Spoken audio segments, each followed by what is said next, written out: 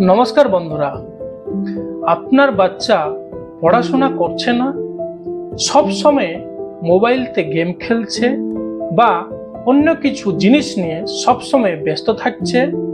যত কিছু বলার পরেও ওর মন কিছুতেই পড়াতে লাগছে না।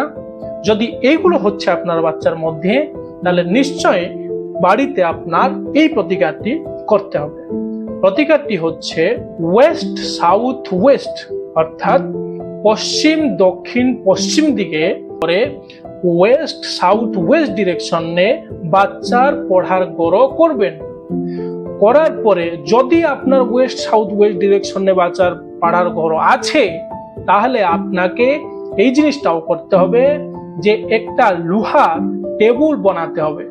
ওই টেবিল উপরে একটা হোয়াইট কাপড় রাখবেন। ওই হোয়াইট কাপড় উপরে বাচ্চার সব কিছু পড়ার জিনিস রাখবেন আর বাচ্চাকে ওই দিকেই পড়ার জন্য বলবেন।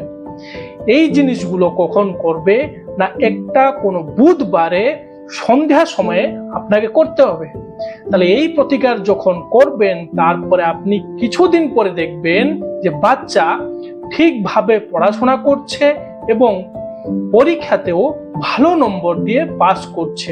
সব সময় পড়াশোনার মন ধ্যান লেগে থাকবে।